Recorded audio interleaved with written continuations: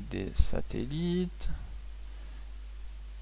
Et enfin, on l'utilisera pour étudier les oscillateurs mécaniques.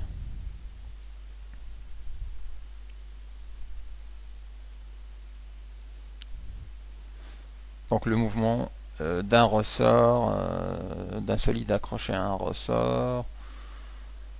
Dans tous ces cas-là, on utilisera les versions avec l'accélération, la somme des forces égale à ma, et puis le principe d'inertie, où la vitesse est nulle ou constante.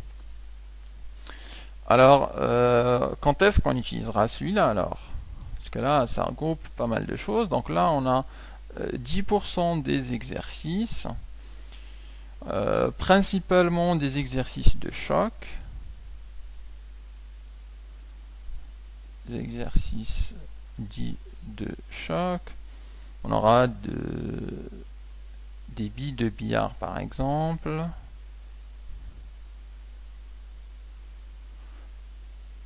ou alors des exercices concernant la propulsion par réaction.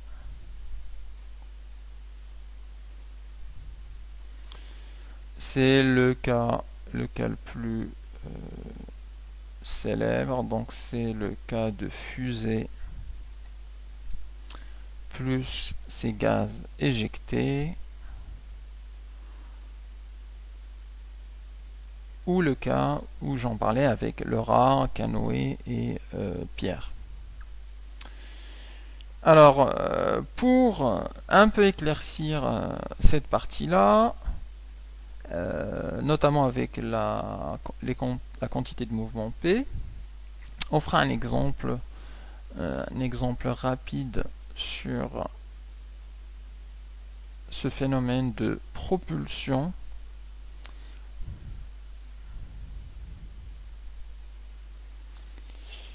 par réaction. Alors, la situation, c'est Laura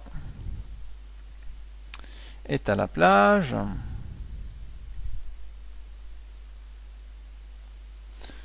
Elle profite de son nouveau cadeau.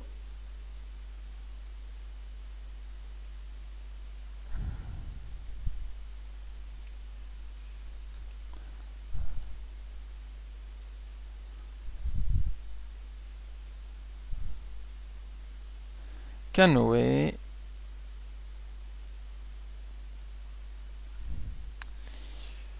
Et il y a drame.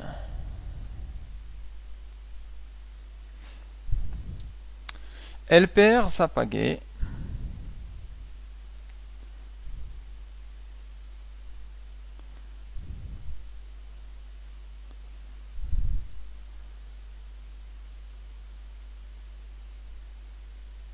Et se retrouve immobile.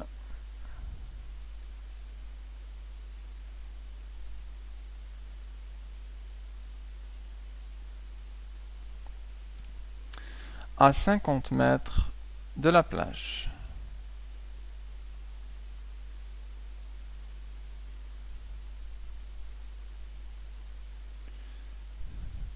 Elle décide alors de tenter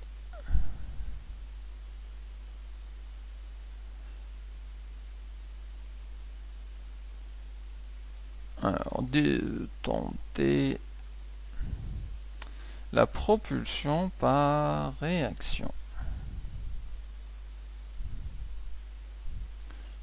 Vu la semaine dernière en terminale. Donc la propulsion par réaction.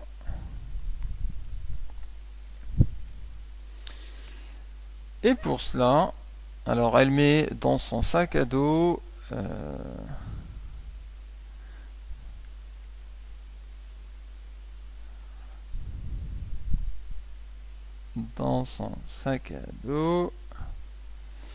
alors, tout ce qu'elle trouve, goûter, chaussures,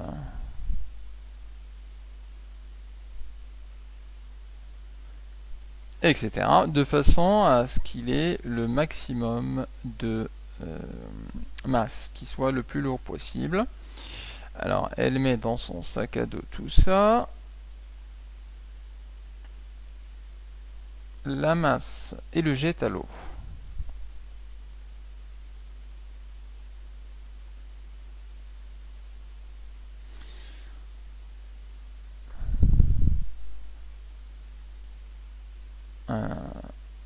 Donc on a ici le canoë. On a Laura. On a le sac.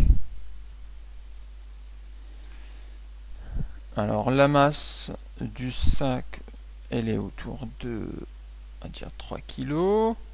La masse de Laura, c'est 50 kg. Et la masse du canoë, de 40 kg.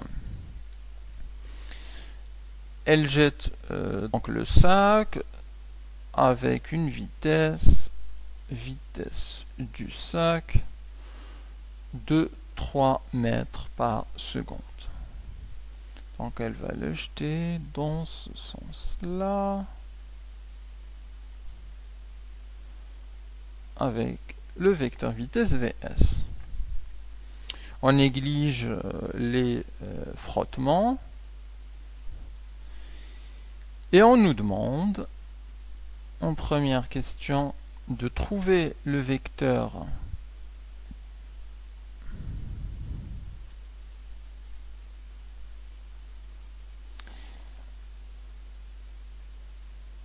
de quantité de mouvement de Laura plus canoë après le lancer, et deuxièmement de calculer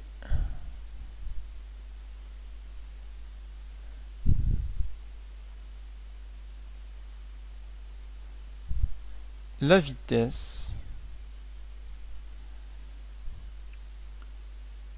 du système, donc de Laura plus le canoë, une fois le sac jeté.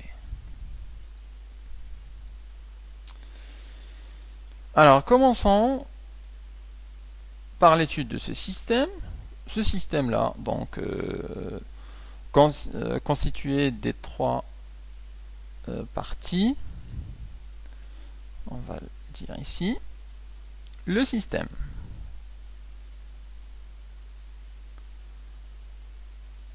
Sigma, donc correspondant à Laura, le canoë et le sac, ce système-là est pseudo-isolé.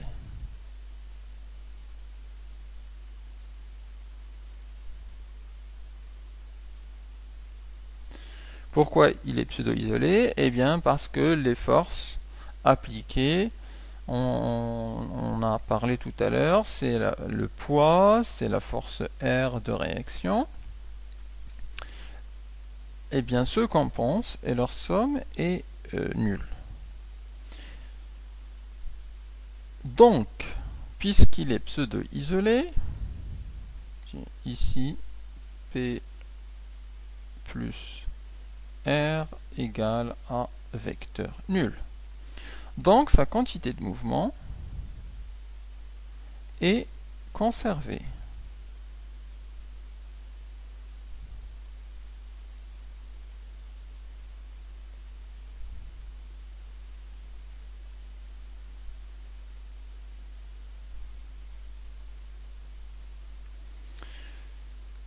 Alors on va considérer 2 instants différents, avant le lancer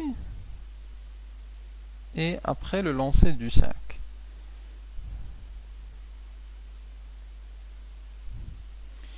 Alors avant le lancer, on a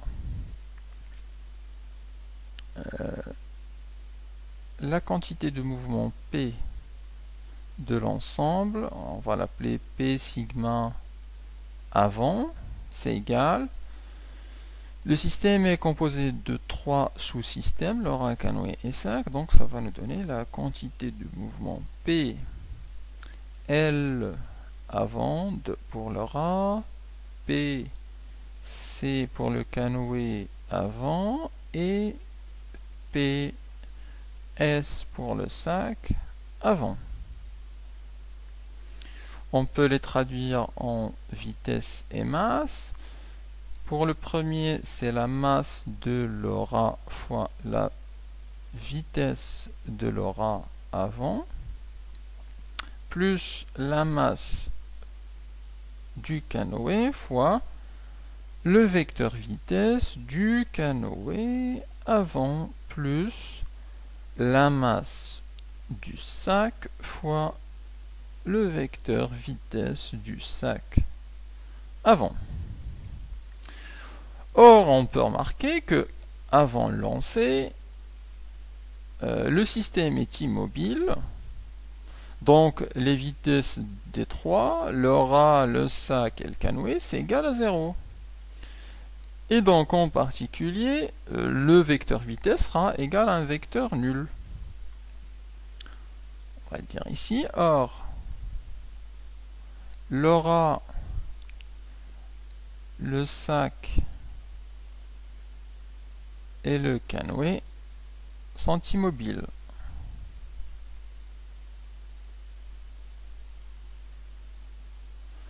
Donc, les vecteurs vitesse sont égales à vecteur nul. Donc, V LoRa avant égale à V canoë avant égale à V sac avant égale à vecteur nul. Donc ici, ML fois VL avant, ça va nous donner vecteur nul. Celui-là, vecteur nul, celui-là, vecteur nul. Et donc la somme des vecteurs nuls, c'est un vecteur nul. Ce qui veut dire que P sigma avant égale simplement à vecteur nul. Donc le vecteur quantité de mouvement du système en entier avant le lancer est égal à vecteur nul. Ça c'est fait. On peut maintenant considérer le second temps qui est après le lancer.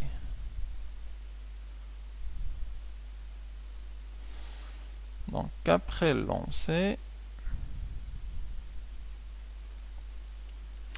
on a le vecteur P sigma après, c'est égal à P LoRa après plus P canoë après plus P sac après. On développe en vitesse, ça nous fait la masse de LoRa fois le vecteur vitesse de LoRa après, plus la masse du canoë fois le vecteur vitesse du canoë après, plus la masse du sac fois le vecteur V sac après. On peut remarquer que après lancer, LoRa reste dans le canoë. Et donc la vitesse de LoRa et de le canoë sont les mêmes. Ils vont bouger à la même vitesse. Par contre, la pierre ou le sac va bouger avec une autre vitesse. On va le dire ici. Or, V LoRa après le lancer égale à V canoë après le lancer. On peut l'appeler, pour simplifier, grand V comme cela. Donc on peut remplacer ici par grand V et on peut factoriser. Ce qui va nous donner ici